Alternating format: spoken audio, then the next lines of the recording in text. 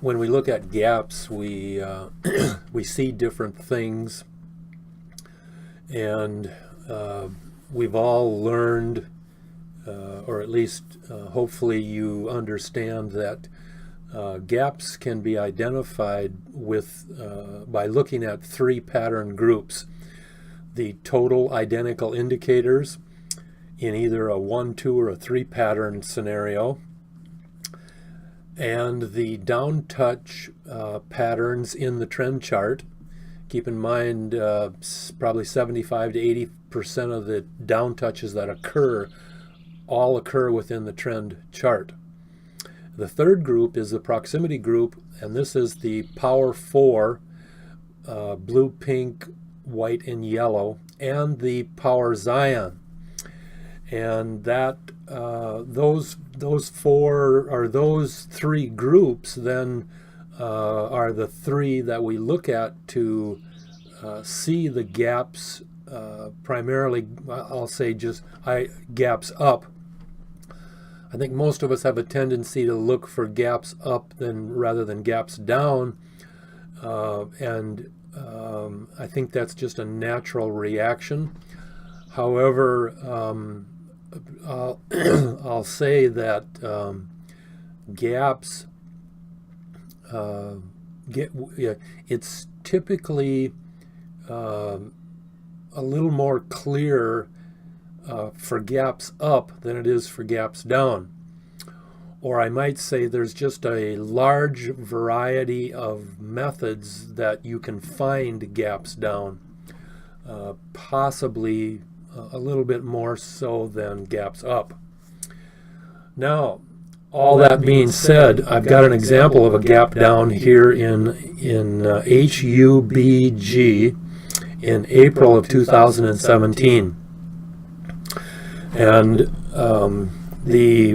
what I want to do is I'll run through the different patterns, the three group patterns, just quickly to see what we've got.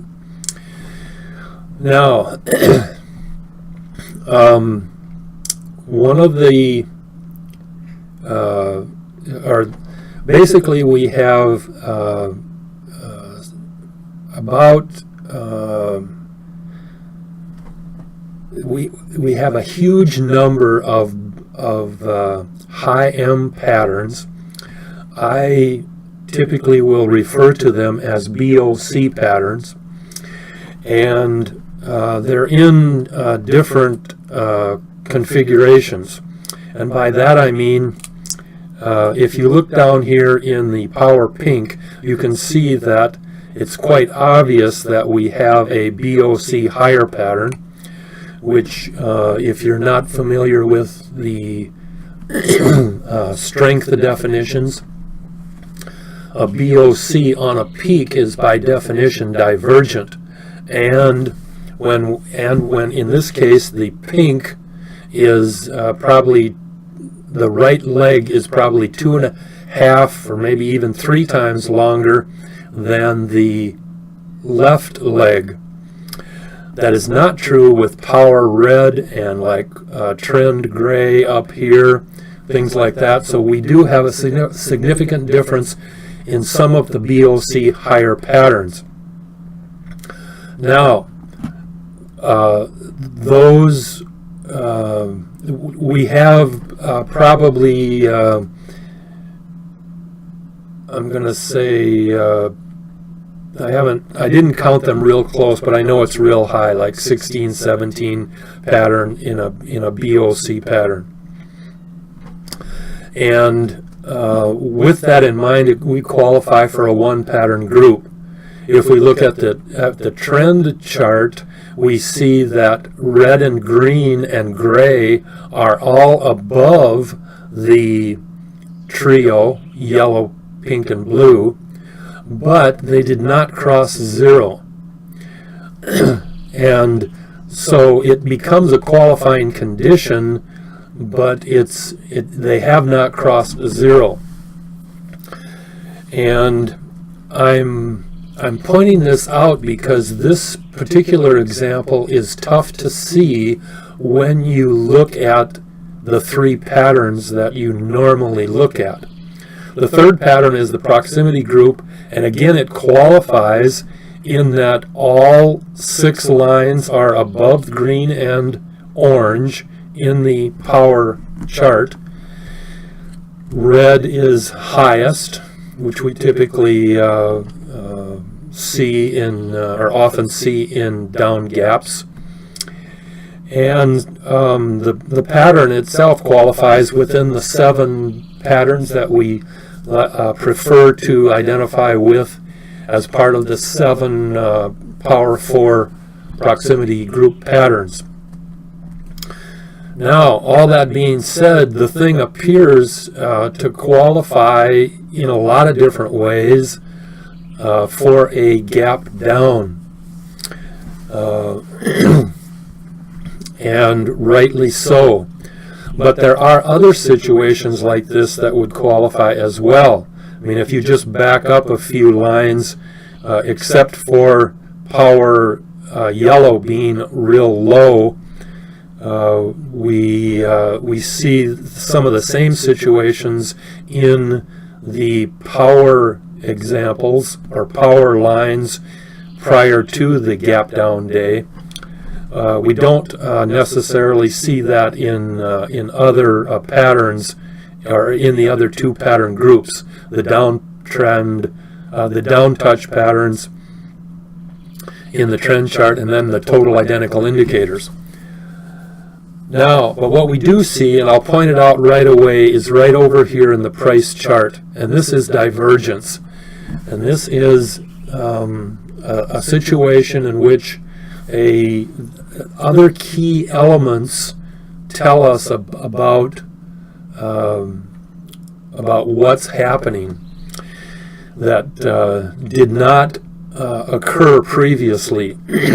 And this is supporting evidence, but it's very critical because it's divergent supporting evidence. There are 2 types of divergence that are visible in the price chart here. First of all, we have price red in a high M right peak lower pattern, and price green in a high M right peak higher pattern.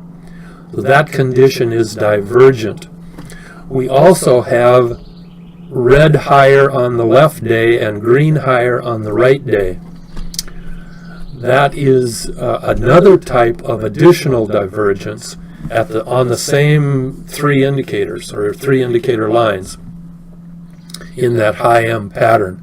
Excuse me. This is one of the most critical aspects to the gap in its ability to identify the gap. We have the divergence that I talked about in the power, several of the power 4 lines, in that they're significantly higher in a BOC pattern on a peak. And so that's divergent. The other thing that we have is trend gray is much higher than trend red on this day. Trend gray is at 31 and trend red is at 14. You normally don't see gray that super high in its normal running capacity above red and green. But we also know that the candles have been bouncing off the 100 moving average, which is the long dash line here, for many days. And as a result of that, the pressure has been building up, and then boom, it finally takes place here on this day. Unusual, the things that also we like to look for is unusual things. In the power red, we have a big W and a big high M pattern back to back. And that's rather unusual, but that's a reflection of the bouncing off of the 100 moving average, because for whatever reason,